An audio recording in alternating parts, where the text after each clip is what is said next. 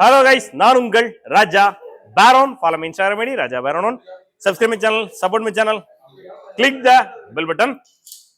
கதைகள் அப்படிங்கிறது காலங்காலமா ரொம்ப மக்களுடைய உணர்வுகளோட பிணைந்த ஒரு விஷயமா வந்து நான் பார்க்குறேன். எப்படின்னா கதைகள் மூலமா உணர்வுகள் ஊட்டப்பட்டிருக்குது அப்படிங்கிறத வந்து என்னால உணர முடியுது.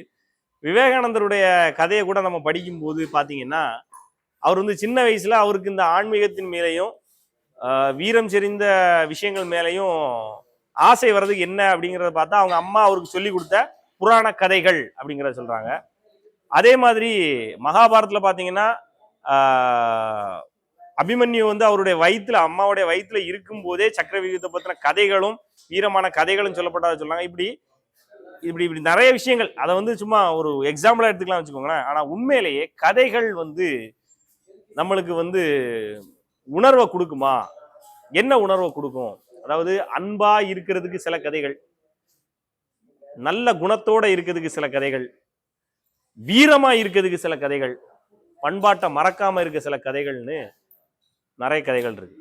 இன்னைக்கு தமிழன்னு சொன்னா ஒரு மன்னரை சொன்னோம்னா எல்லாருக்கும் டக்குன்னு ஞாபகம் வர்றது எந்த மன்னரா இருக்கும்? எந்த மன்னரா இருக்கும் சொல்லுங்க பாப்போம். ராஜராஜ சோழனா இருக்குது. ஏன் காரணம் என்ன சொல்ல பாப்போம். இந்த பசங்கள்ட்ட கேட்போமே, கண்ணுங்களா டக்குன்னு ஒரு மன்னன்னு சொன்னா உங்களுக்கு தமிழ் மன்னன்னு சொன்னா யாருனே போறதா? ஒன்னு ரெண்டு எல்லாருமே அதான் சொல்றாங்க. என்ன காரணம் நினைக்கிறீங்க?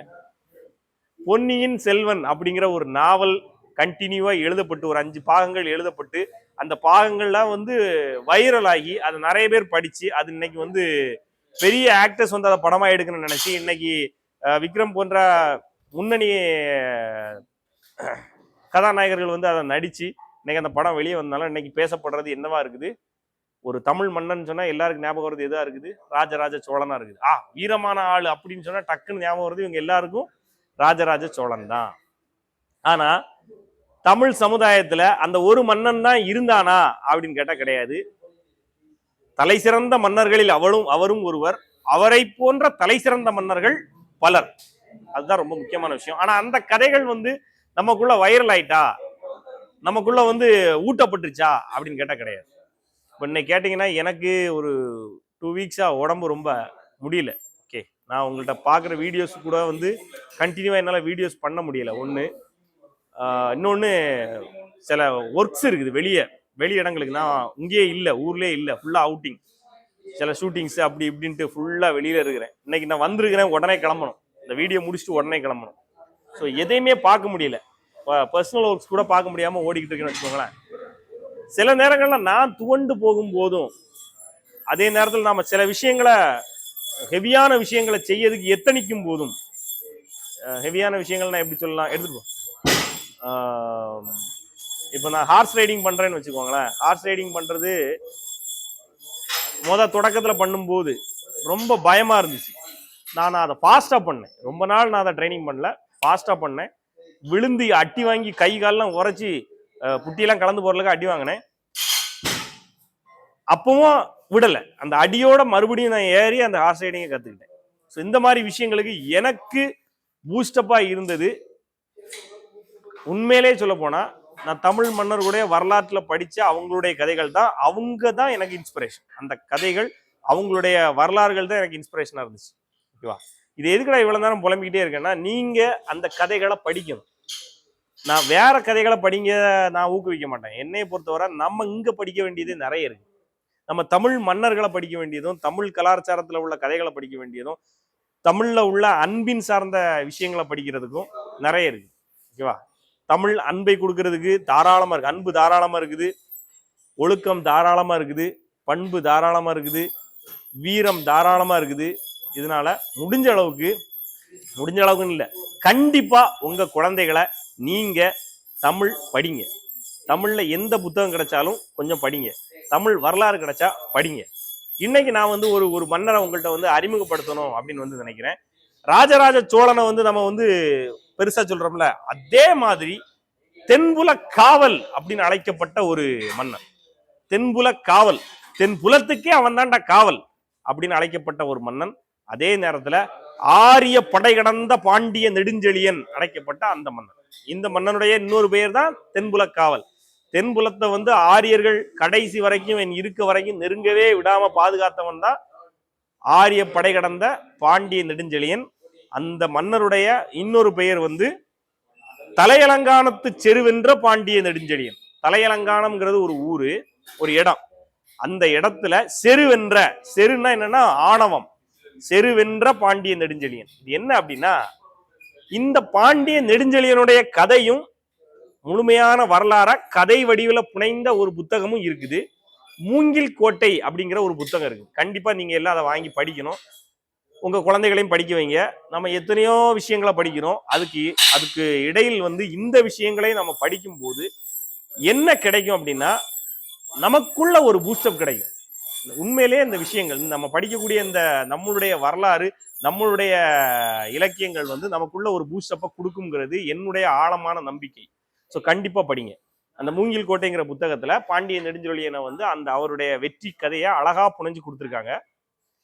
ஆக்சுவலா தலையலங்கானத்து செருவென்ற பாண்டிய நெடுஞ்செழியன் வந்து அவங்க அப்பா இறந்துடுறாரு. இங்கே சின்ன வயசுல இறந்துடுறாரு. அப்ப சின்ன வயசு பையனா இவர் வந்து முடிச்சு விடுறாரு. அப்ப இவரை சூழ்ந்து உள்ள ராஜ்யங்கள் வந்து ரொம்ப பெருசா இருக்குது. இவருடைய ராஜ்யம் ரொம்ப சின்னதா இருக்குது. அப்ப அந்த நேரத்துல இவர் பாண்டிய மன்னன், பாண்டிய மன்னனுடைய ராஜ்யம் அப்ப சின்னதா இருக்குது. சோழ மன்னர் ராஜ்யம் பெருசா இருக்குது. சேர மன்னன் அதோடையும் பெருசா இருக்கிறான். பல்லவ மன்னர்கள் அந்த பக்கம் இருக்கிறாங்க.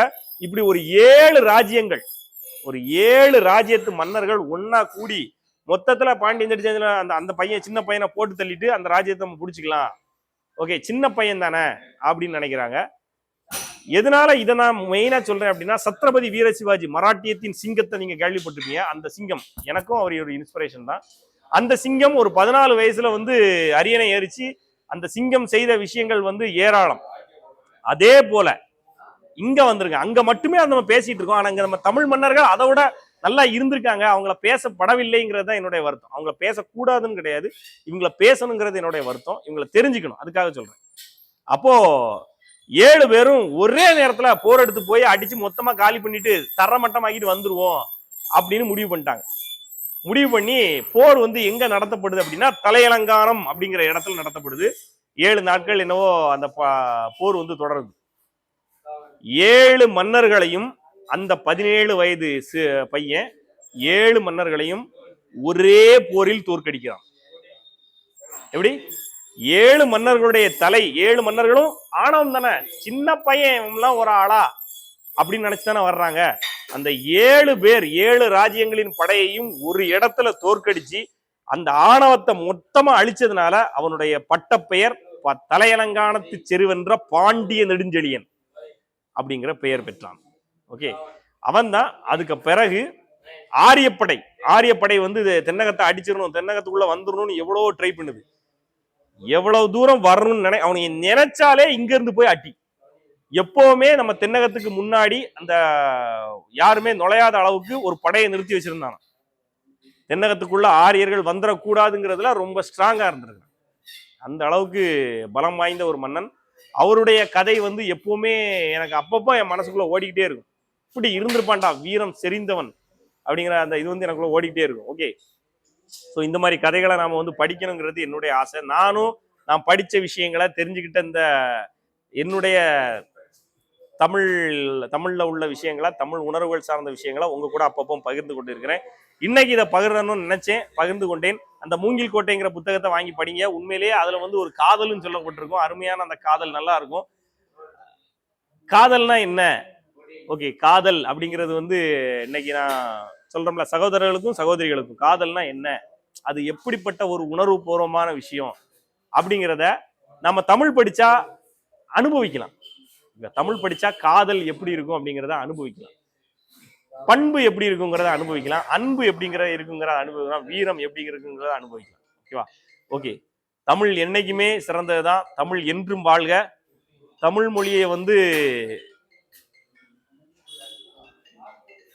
காத்து நிக்கிறதுக்கு அதை எப்படி சொல்றது எனக்கு தெரியல. ஏன்னா நிறைய இடங்கள்ல நான் பார்க்க வேண்டியது இருக்குது. நம்ம தமிழ்னு சொன்னாலே அதை வந்து வந்துட்டான்டா தமிழ்னு கொண்டு அப்படின்னு சொல்றாங்க. ஸோ அந்த எண்ணம் மாறணும் அப்படிங்கிறது ஒரு ஆசை. அதுக்காக சில விஷயங்களை நம்ம பண்ணுவோம். Okay bye. இன்னைக்கு உங்க கூட இதை பகிர்ந்து கொண்டதில் மட்டற்ற மகிழ்ச்சி அடைகிறேன். நன்றி. நான் உங்கள் ராஜா பேரம்.